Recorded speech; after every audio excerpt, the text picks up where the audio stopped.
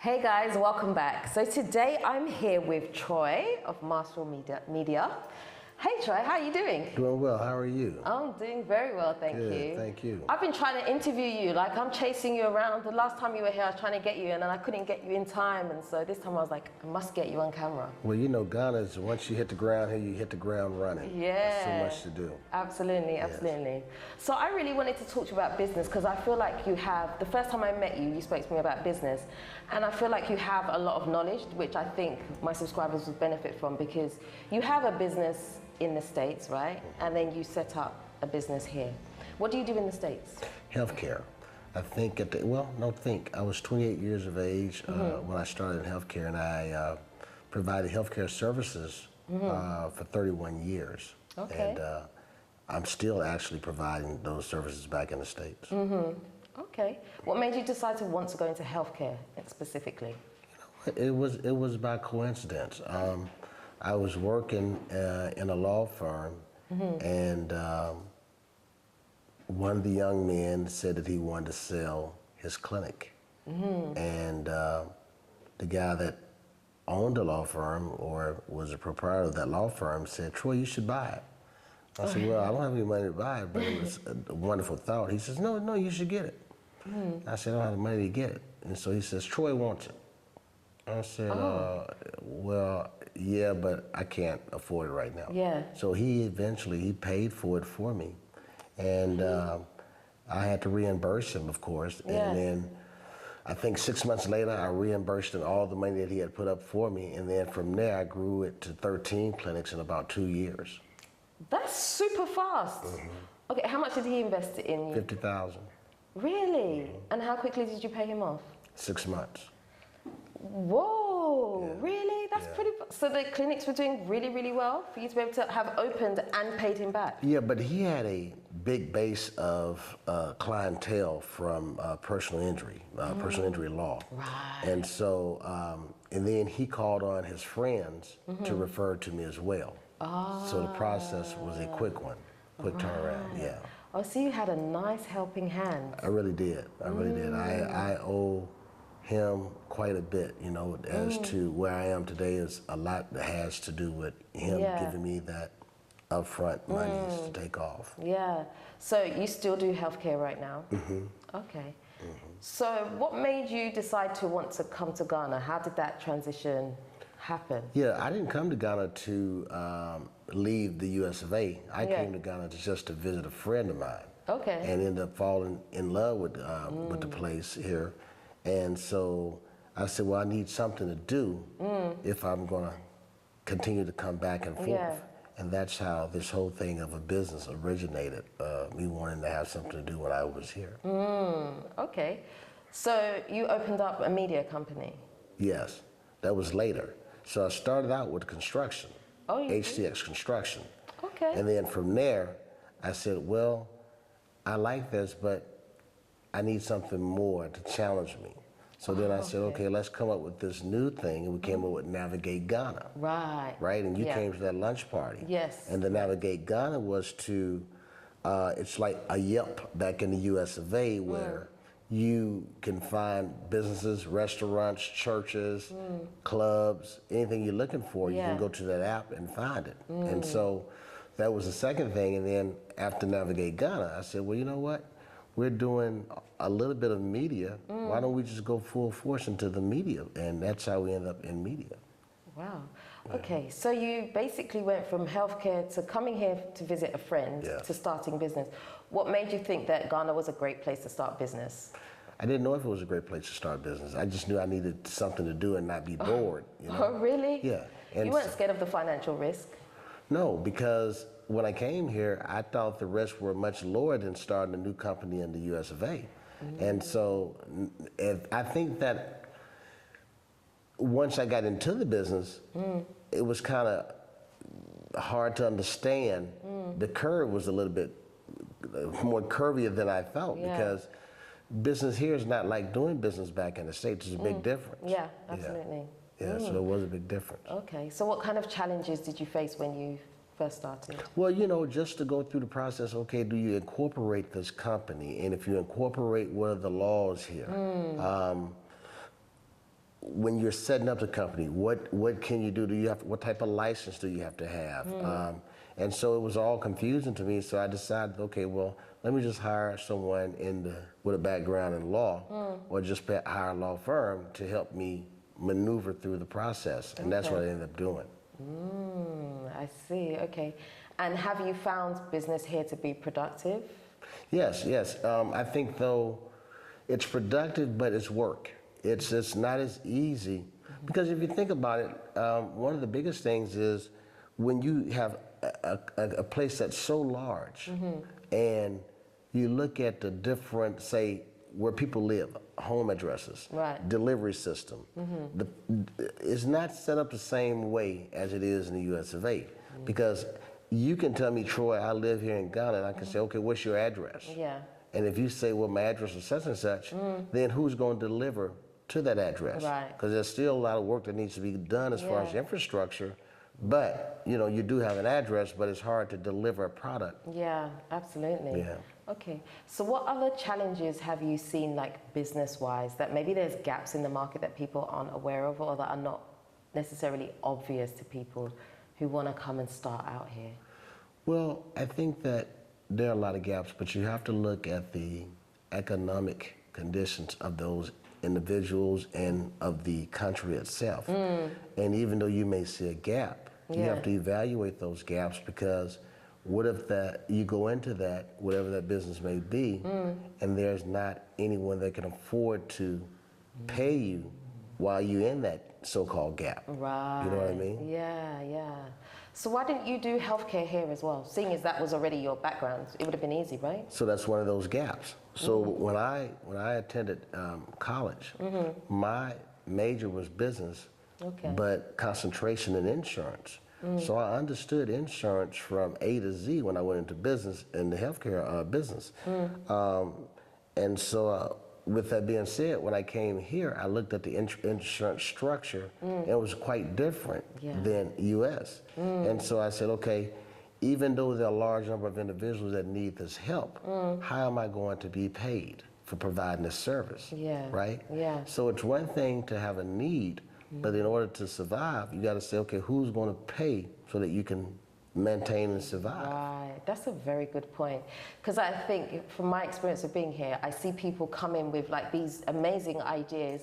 Sometimes they try to execute them and it doesn't quite work. They get a little bit of a shock, because Ghana's not an easy market to penetrate sometimes. People have their way of thinking. People don't want to pay for things, And I think especially when it comes to things like healthcare, people like to self-diagnose. Everything is malaria, So people just they don't want to pay for anything that has to be extra. So it's quite a difficult market to penetrate. And I think even if you're looking at the diaspora as a market, I think most diasporans would travel back. To do anything to do with healthcare. And so I've never researched it to know that. I just looked at the payment structure, and it didn't seem like it would be something that I would want to challenge, because the last thing I would want to do is put up a large sum of money and lose that money because I had an ego and I thought that I could do something that really couldn't be done. That's a good point. The ego point is good, because many people do come here with an ego and they think, I'm going to change Ghana, I'm going to do this, and they come in and they get a huge shock. So what are some of the things that you think you should, if you want to do business here, do you think that people should take their time? What sort of things do you think people should do to enable them to be able to penetrate the market safely? Well, I think that there's so much talent in Ghana, right? And because there's so much talent in Ghana, I think that talent needs to be spread across the world. So then I think that if you really want to benefit from Ghana, take the talent that's here and spread it around the world so other people can purchase the talent. To me, Ghana is like China. There's a lot of business in China. There's a lot of talent in China. But if you notice that most products made has China stamped on them, right? But their labor cost is low. So then that's why you find businesses in the US going over to China to set up everything because of the cost. And so China's probably one of the richest nations countries in the world. And it's because of that reason, everything is at a price point that's affordable. And so when you think about Ghana, finding that price point that's affordable so that you can make money back in the States or the UK or wherever it might be. That's a good point. But okay, so my experience of when it comes to working with local people in things, sometimes it can be quite difficult to communicate exactly what it is you want and for them to like deliver things on time in the way that you want. Have you experienced anything like that? Yeah, but that's going to happen because you come from the UK. I would say that the UK is probably 2 years ahead of Ghana, right? 2 years? So with knowing that, then the processes and structure and all of that is not going to be the same. So what you're looking for, based upon what you've seen, hasn't arrived yet, right? And so you say, okay, well, you know, you're not doing things the way that's done back where I come from. That's because they haven't made it to that point to do things the way they're done back home. Right. Yeah. Very good point.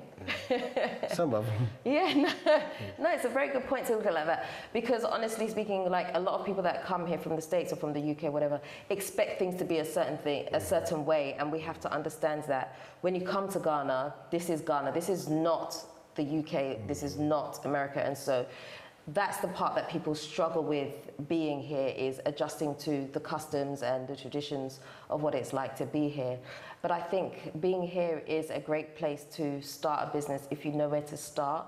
I mean, how did you actually get into business? Did you need people on the ground here to help you? Oh yes, that's always. I think human resources a lot of times are more important than financial resources. Because if you can get the right people in the right places, then you're able to navigate the system a little bit easier. If you, even in the States, if you have someone that's in the system and you know who to go to, they know how to make things turn much quicker than someone that's not in the system. So how do you meet these people that can help you? You search for them. You know what you're trying to do. You know, if I say I'm trying to do media, then it's my job to go out and research the media companies here. Go and find who's the CEO of those media companies. I want to meet with him. Well, guess what? You say, well, I don't know you. He may say to me, I don't know you. Why you want to meet with me? Well, guess what? You know what? I don't know you either, but I would love to sit down and talk to you. And he says, well, I don't have time. Okay, well, I'll be back tomorrow. Well, I may not have time tomorrow. Okay, I'll be back on Wednesday. Right. I'm going to find a way to get through those doors. You know what I mean? And so I think that for people to be successful in business, there's no such thing as no. I don't believe in no. So if you say, no, I can't meet you at my office, then guess what? I'm going to sit out front of your office, and when you leave to go eat, I'm going to that restaurant. I'm going to eat as well. Right. Yeah. Okay, that's really good. I like your business. Like, I want to tap into you in terms of business and how to establish like good, strong foundation in business. So I want you to give me like your best business advice. Like what you just said was amazing, right? If someone says no, to keep pushing and keep finding a way to get in. How do we do that here? How does someone come from the States to Ghana and establish a business, a healthy business here? How does that happen? Well, courage. You can't be afraid of the word no. No doesn't exist for me in business. There has to be a yes somewhere, and I need to find that yes. But at the same time, though, I need to get other individuals on board and convince them that, hey, listen, the way that you're living today, I can help change that. But I need you to get on board with me and believe that there's some change and we can do it together. And so I think it's a lot of encouragement and motivation of those that are not there yet to let them know that it can happen. It happened from a little young kid that came from a small town in Vidalia, Louisiana, that made it up the ranks in Texas. So it can happen. But do you think you need money? You have to pay everybody to be on board. You know, it's funny. You do need money for any business, but listen, human resources are so important because relationships, you know, think about it. When we talk about affirmative action, right? What affirmative action is to me is this. If I go to school I went to HBCU.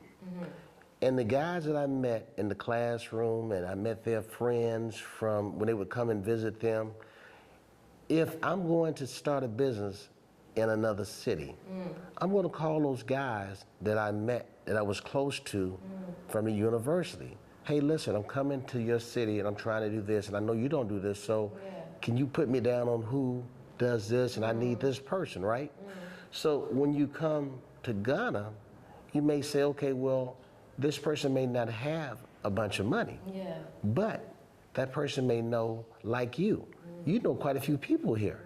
And I would come in and say, okay, listen, can you help me? I need to meet such and such. Can you put me in the position that I can meet that person? And so that's what I'm saying. Human resources are very, very important, but hard work and saying, you know what, I can do this, and I'm not going to give up. I'm going to do this. It's more important. What's inside here. Absolutely, absolutely. So what are some of the business challenges you faced when you decided to come to Ghana and set up a business? Well, it's the same as anywhere. You're going to have employee issues where, like you said earlier, they may not understand from the level that you would want them to understand, because you've already been there. It's like you riding a bicycle, and you've already learned to ride a bicycle, and you come here and you just brought, the first bicycle is here, and you expect them to ride the bicycle like you. No, it's going to take time. You have to train them. You may even have to have training wheels on that bicycle. But you got to train them to ride a bike. Just because you know how to ride a bike doesn't mean that they've learned to ride a bike because you've had a bike 2 years earlier. Right, okay. So what would you say has been great about doing business here? Well, the challenge. I mean, you meet different people. It can be tough. It really can be. But, you know, you can't allow the big fight or the fight to prevent you from trying to accomplish your goal.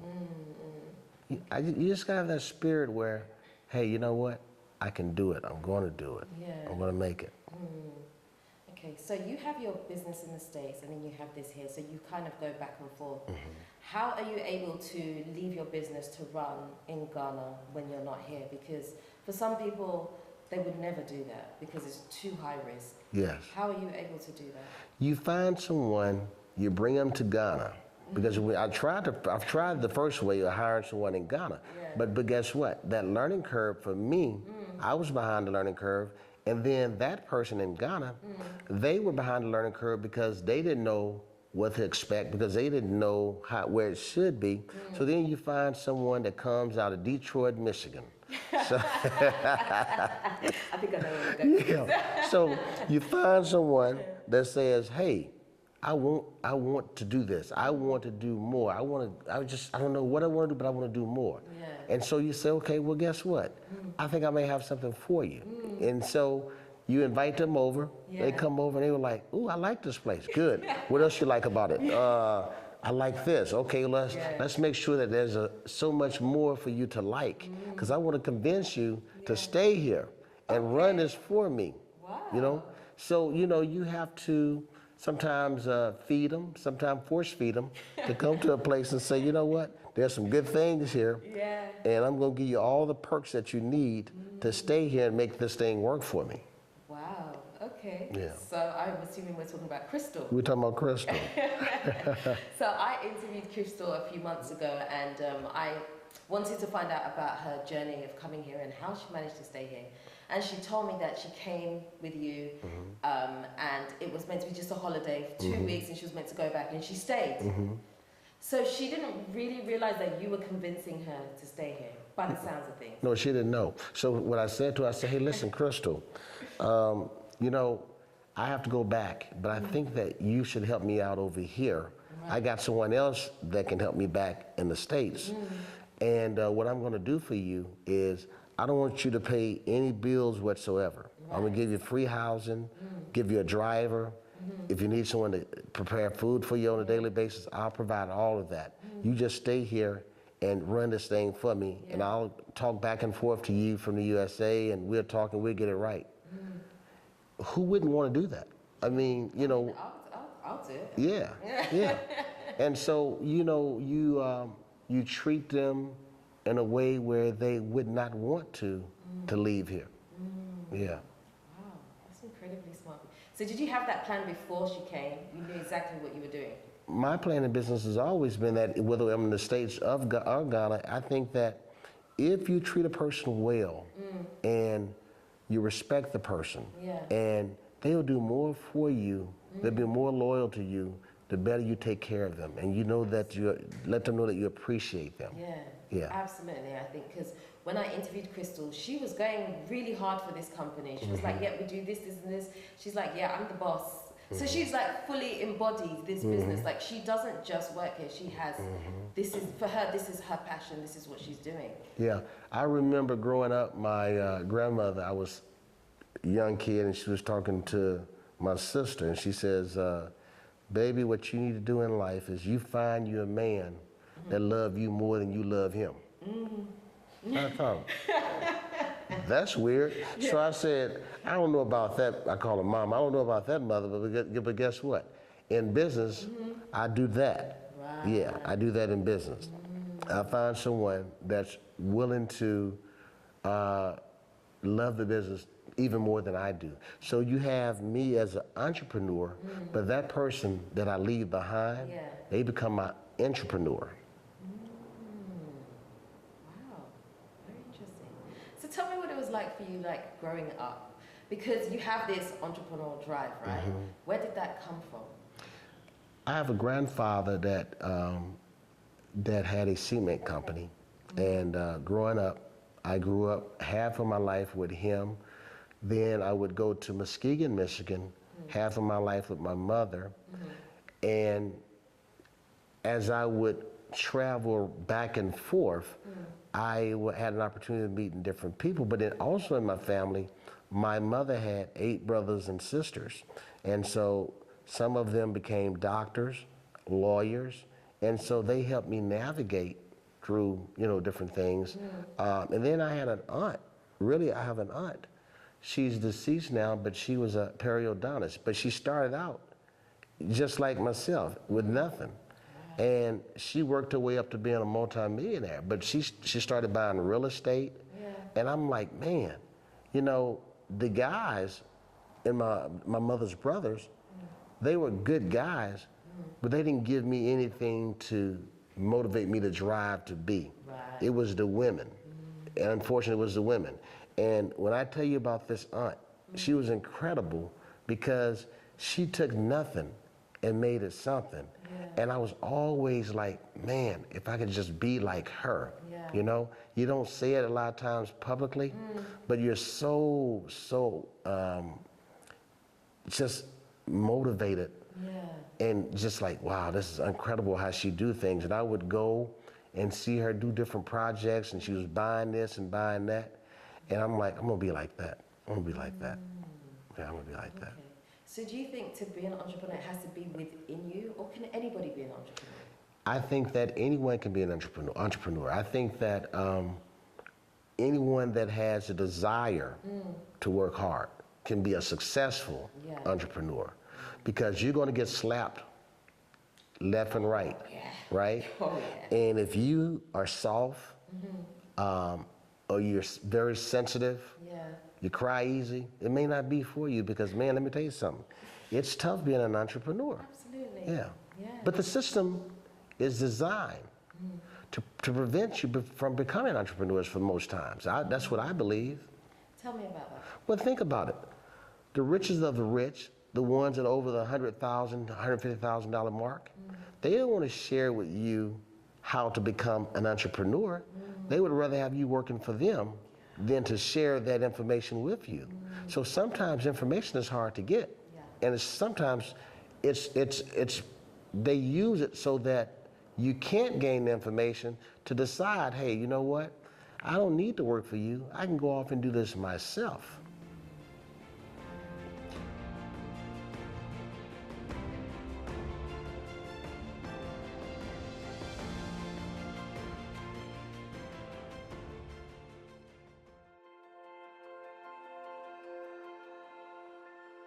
So if someone wants to start an entrepreneurial journey, what advice would you give to person? The person's like in their 20s, early 20s, and wants to start an entrepreneurial journey. What would you say, give some good advice? Discipline, number one. Research the area that you're going to go into. Network. But the most important thing is people, human resources. Don't be afraid to ask someone for help. Don't try and pretend like you have more than what you have when you really don't have it. Because one of the biggest issues or problems is when people pretend they already got it going on, then you say, okay, well, hey, he got it going on, he don't need my help. And if they do ask you for help and they've been pretending that they got it going on, then you're like, well, hey, pay me. If you're doing so well, pay me. And so those that are in need of help, that come truthfully and say, hey, listen, you know what? I'm coming like, you know, I really need your help. Can you show me how to do this or that? Okay, I'm not going to charge you. Tell me what you need to know. Okay? And so that's the way I do it. But I guess to really answer your question, I would say to you that you do all of that. And when it comes to living, sacrifice. See, you can't have it all at one time. You know, you may say, I want a new car. Well, if you're going to be an entrepreneur, it may not be the time for a new car. You may have to ride or walk until it's time to be in a new car. And if you're not disciplined to understand that, then it's going to go probably backwards or downhill. It goes south. But, you know, for me, and if you ask me for my opinion, well, what I did was I sacrificed. I didn't get a nice car until I was much older. I didn't get a nice home until I was much older. And so I had to really, really sacrifice. I would wear the same jeans. Well, I still do that, but I learned early in doing that. I would wear the same jeans the whole entire week. Because guess what? I couldn't afford to go out and spend the money that I just made off the business because I knew that I had to reinvest that money. And so if you're not willing to do all of that, then it may not be for you unless you got somebody that can give you a large sum of money and just let you ride the wave until you make it, you know? That's not hard. That's not easy to come by. You're right. So I was watching this YouTube video and someone said that if you want to become an entrepreneur in your early 20s, it's better for you to work for someone first and make your entrepreneurial stuff like a side hustle almost so that you can support yourself that way because the entrepreneurial journey is a difficult one. Would you agree with that? I agree with that. What I did was I continued working for that firm until doing some kind of work so I could have an income coming in, right? And so once the income of the business would sustain me, then I said, okay, now I can give it all of what I have to give. So that's how I did it. Yeah, I think that's a great way to do it. Because I think the entrepreneurial journey is quite a difficult one. It's quite a lonely one, and if you're not strong enough, it'd be easy to quit and just say I'm not. And give up. Yeah, I think many people do that. They don't see how difficult it can be. Like, you know, sometimes people see your success and they think, oh gosh, you've done something amazing, but they don't see the hard work that came with it. You know, the late nights, the sleepless nights, the times where you doubt yourself and think, am I doing the right thing? But how do you keep going? Jesus, God, my belief system. And I think that when I read the Bible and I believe in the Bible and the Bible says that these things you can have, I believe that is true. But I also believe that I have to work, you know, I have to work it to get those things. But it is laid out in the 66 books that you can have it, but you got to go and work for it. It's not free. And so that's what I've done. So I know every entrepreneur has a journey and they learn a lot of things. What would you say was your biggest mistake as an entrepreneur? What taught you your biggest lesson? You know, I tell you what happened to me.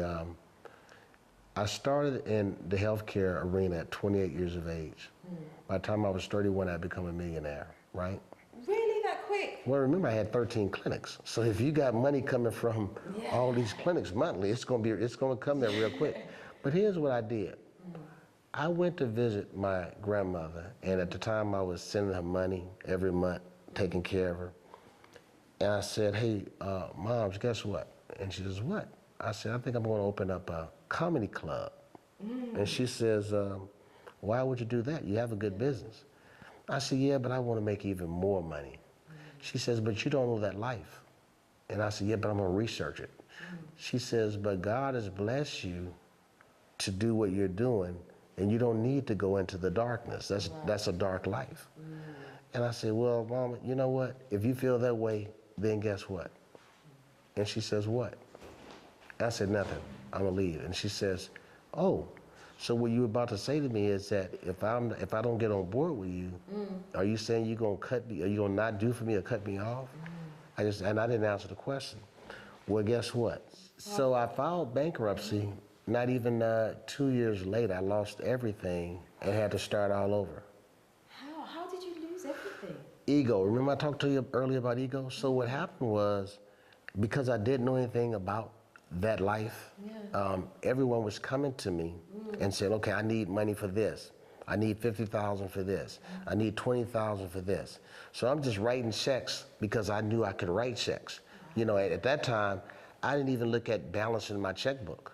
I would just write, I was doing that well. So I would just write a check, okay, go do what you need to do. And so it was ego driven. And I'm like, okay. Now when I realized that I didn't have the kind of money, it was like leaving me. I tried to catch it, but it was basically too late because my time was spent now at the club, right? So I wanted to be at the club. I wanted to be that guy. And so I'm there to 2 and 3 in the morning. So guess what I didn't do? I didn't get up and go to work at my real money maker because I was too tired from hanging out all night at the other place. But could those businesses not run without you being there? Because I mean, you had 13. You couldn't have been in all 13 at the same time. Well, they were running, but I wasn't as motivated, and I wasn't checking on them because I was more trying to get this club. Now that I'm losing all this money, now I got to figure out a way to get this money back. And a lot of times too, you know, what people will do is when they know they're losing badly, they don't want anyone else to know. So they pretend that everything is good so that they won't mess up that so-called ego and the arrogance of, I can do it. I know I keep losing money, it don't matter, but I know I've done it so well over here, I'm gonna do it here. Yeah. So did you have that happen to you? I lost it all. Yeah, I lost it all. You just kept it hidden? Yeah, I didn't want to tell anyone. And I was losing like you wouldn't believe. But then that crash must have been really hard when people realize that he's lost it all. You can't tell them. You still got to pretend like you have it.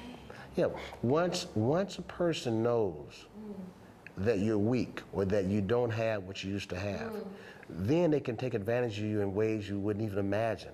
So you got to pretend, even when you're broke, you're not broke. And so I was broke.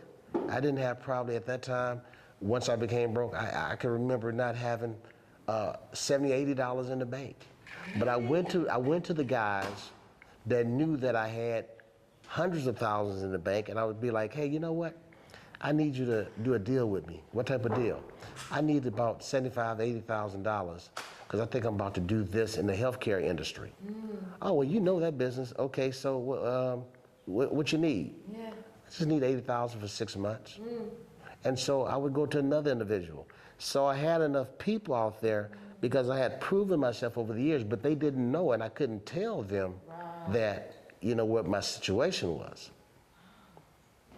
And so, okay, so these people gave you money. They didn't give it, they loaned it. They loaned it, yeah. Based upon my history. Listen, if you would come to my home at that time, I lived in a 8,500 square foot home. So if you pull up, I don't look like I need money, right? And so when they come in, I'm broke as, I mean, you can't rub it. But guess what? Perception. Absolutely. Perception is everything, right? Absolutely. So they walk through my door, and I say to them, hey, listen, I need 50,000, I need 75. Oh man, the way you living, man, you really, whatever you want, Troy, I got it. Yeah. Yeah. And so it was a blessing to understand the way that people think, right? Because a lot of it has to do with your thought process and how you do it. And here's, I don't know if that's good or bad, but a lot of times we as black people, we don't look below the surface. We go off of perceptions because somebody's in a Rolls Royce or they got a Mercedes Benz or they got on these nice fine clothes, they got it going on. But behind the scenes, those people could be just as bad, you know, they're struggling as well. Yeah. So you just never know. Okay, so you got this loan. What did you do with it once you got these loans come in? Went back and said, okay, it's time for me to go back and do what I did best, what I do best. And I said, let me go and reinvest it back into this healthcare industry. Yeah. And then that's what I had to do. Yeah. So you were able to jumpstart the businesses Oh, again? yeah, because I understood the business. I just got outside of what I was doing. And I do think that my grandmother was right. And here's what I mean by that. I think that God had blessed me to be successful by doing things the right way. I don't think God wanted me in that business. And he showed me that that was not the business for me because, you know what, I'm gonna take everything from you. But here's a story that I didn't tell you. When I went back to my grandmother, I called her, I said, I need to talk to you. And she says, what's wrong, baby? I said, I'm coming home to talk to you. And when I went back, she said to me, is everything okay? And I said, yeah. She says, no, it's not. I said, you know what you told me not to do? I did it, and I lost it all. And she said to me, I'll be right back. She got up, and she went to her room, and she came back, and she gave me an envelope. I said, what's this? She says, all those checks you sent me, I cashed them, but I kept the money. Really? Take the money and go do what you need to do. Wow. And so that in itself was a major turning point because, you know, here I am thinking that I can do anything I want to do. It doesn't matter. There's no consequences. Yeah. But the consequences were that was not supposed to be me, and that wasn't the field I was supposed to be in. She's a very wise woman because she knew she didn't need the money from you. That's why she kept it. She knew it was a safety net for you. Well, I think that comes from being a godly woman. You know, I think that, I think that women that are godly, they look at life different than women that are outside of God. Yeah, absolutely. Wow. So you still have the business today? And they're still growing. Have you expanded or are you keeping it at what you have? You know what? I'm at the point now where I'm ready to stop working as hard. I mean, I have, when you talk about 30 years of doing something, that's a mighty long time. But the great part of it is that I worked for myself. And so because I worked for myself, I was able to be disciplined and you know, put money aside or whatever I needed to do so that I could get to this point where I don't have to work as hard as I worked back then. Yeah, definitely. Yeah. You know, people that take the conventional route, right, and get a job, earn a pension, and decide to live that way. Do you think that's a bad thing? Do you think they're setting themselves up for not a great future? What do you think about that? I think that not everyone is made for entrepreneurship, right? And so because of that, I think that those that like structure, they want to know that they're going to get paid on a certain date. They're happy with that. They're happy with that life. Right. But there are others, like yourself, that say, well, you know what, I want a little bit more. And then you want a little bit more than that. And once you see the flow of money coming in, right? You say, okay, you know what? I can do this. And you go for it.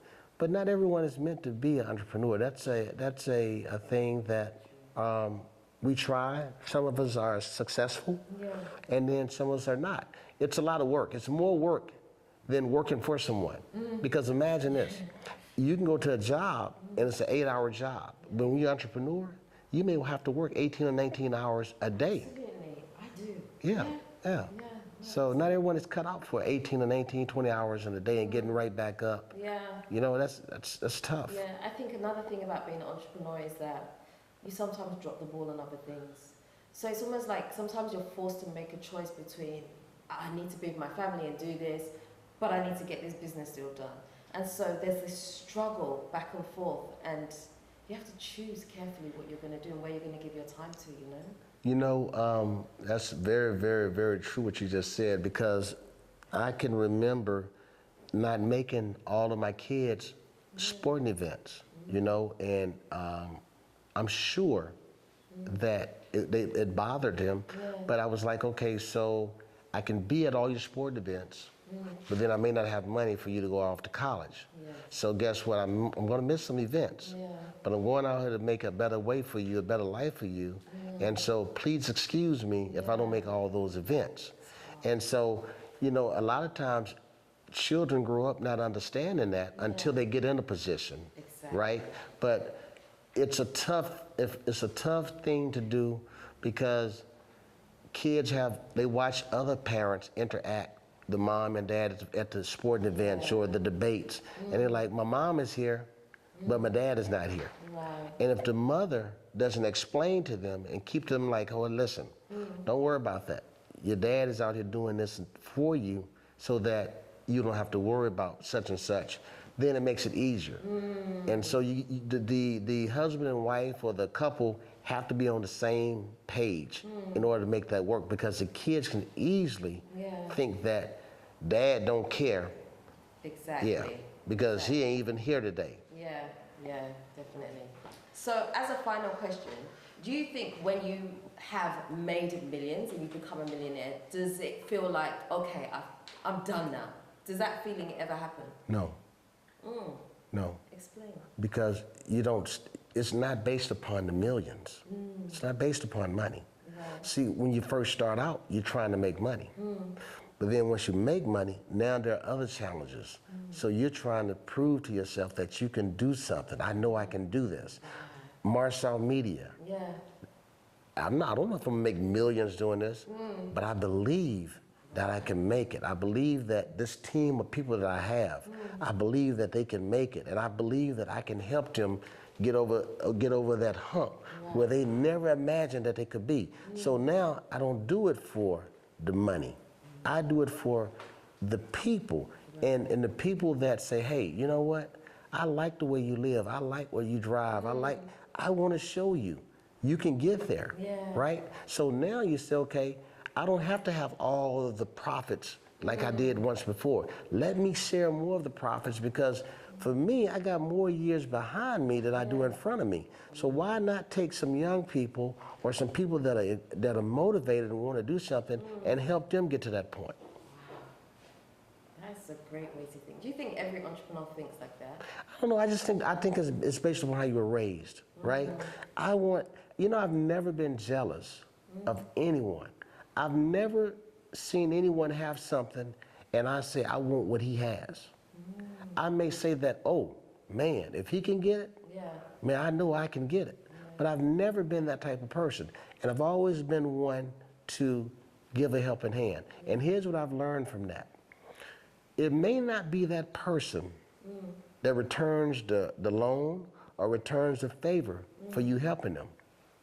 It could be someone down the road that says, hey, you know what? I just want to do this for you because of what you do for people. Sometimes I don't even get money back that I loan out, right? But guess what? It could be someone that was affiliated with that person that says, hey, man, I met you through John.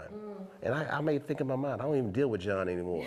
But he'd be like, man, I know how you treated John. You was good to John, man. So guess what? If there's anything you ever need, let me know. I got you.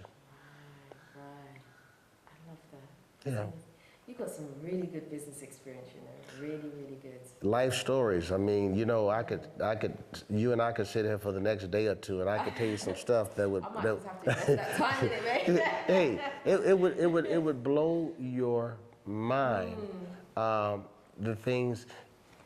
I close with this. Yeah. In Ghana, challenges is to get the average Ghanaian to understand there is a tomorrow.